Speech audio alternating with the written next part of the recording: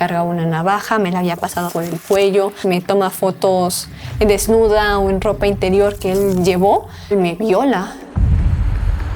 La historia de Paola retrata el entorno violento en el que viven miles de mujeres en México. Un mundo que se encierra en la casa de las víctimas y en el que reina la impunidad.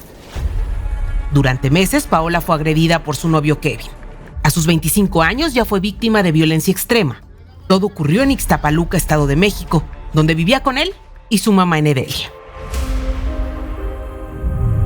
En mayo de 2023, su mamá desapareció y la violencia contra Paola aumentó. Kevin la llevó por la fuerza a Nayarit, donde también fue agredida. Sin embargo, ahí sí pudo llamar a la policía.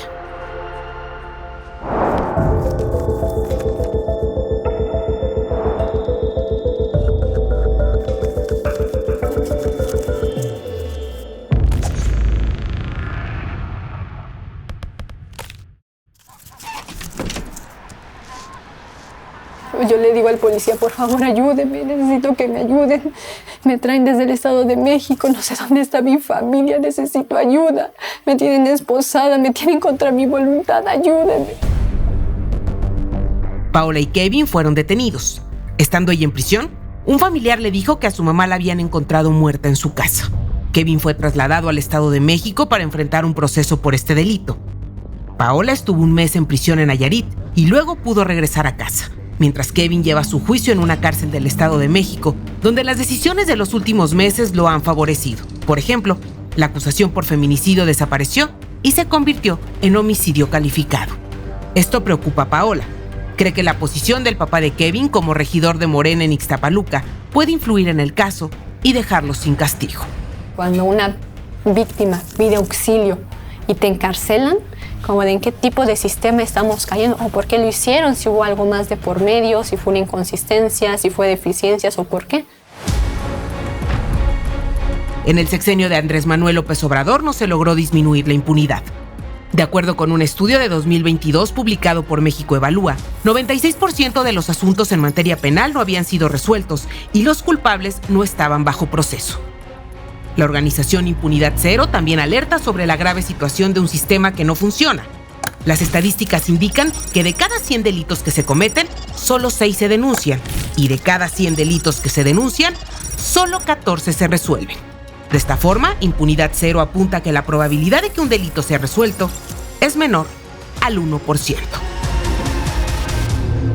La impunidad no necesariamente es una ausencia de sentencia o algún castigo. La impunidad es una serie de omisiones que realiza el Estado para resolver, sancionar y reparar el daño. Los especialistas afirman que la impunidad en México es sistemática y se alimenta de factores como falta de presupuesto, de técnicas de investigación, de denuncia y de la falta de coordinación de las autoridades.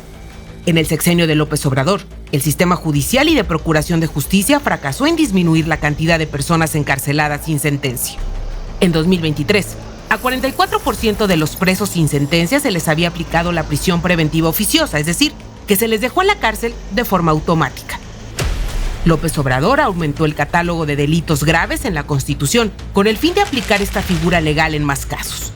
Así fue como incluyó a la corrupción, robo de combustible, portación ilegal de armas, evasión fiscal y delitos electorales, entre otros. Si tú el día de mañana te van a imputar un delito de homicidio, violación, algún hecho que esté contenido en el 19 constitucional, inmediatamente se te va a mandar a prisión.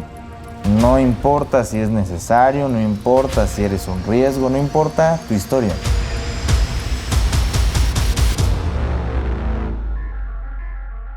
Susana Camacho, coordinadora del Programa de Justicia de México Evalúa, alerta sobre el fracaso de las fiscalías de justicia, incapaces de llevar los casos hasta la última instancia y ganarlos. Desgraciadamente lo que vemos es que las fiscalías tienen una muy baja capacidad de judicializar los casos. La impunidad también se alimenta de la falta de confianza en los policías, ministerios públicos y jueces. Sin denuncia no hay posibilidad de investigar y sancionar a quien comete un delito. Ni el gobierno de López Obrador, ni las autoridades judiciales, ni las locales ha logrado revertir la desconfianza ciudadana. En 2022, 92% de los delitos no se denunciaron o no se abrió una carpeta de investigación, una cifra negra que, en la última década, no cambió significativamente según datos de INEGI.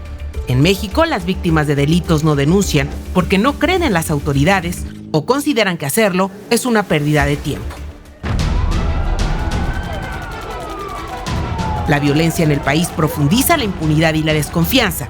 Con López Obrador se han cometido más de 190,000 homicidios. Delitos como la extorsión, el narcomenudeo, la trata de personas y el robo a negocio también aumentaron. Otros factores como la militarización, el desprecio por las policías locales y la disminución del presupuesto para seguridad pública contribuyen a empeorar la percepción sobre los mecanismos de justicia. El Índice Global de Impunidad 2020 ubicó a México en el top 10 de los países con mayor impunidad. Este índice incluyó 69 naciones y midió el funcionamiento de sistemas de seguridad, justicia y protección a los derechos humanos. Susana Camacho asegura que miles de víctimas siguen indefensas frente a un sistema que no garantiza justicia. Si articulas todos estos obstáculos a los que se ven enfrentados los ciudadanos a la hora de que son víctimas de un delito y que tienen que pasar todo un viacrucis para que en un muy remoto caso va a llegar a sentencia, pues ahí tenemos la explicación de la impunidad sistémica que tenemos actualmente en México.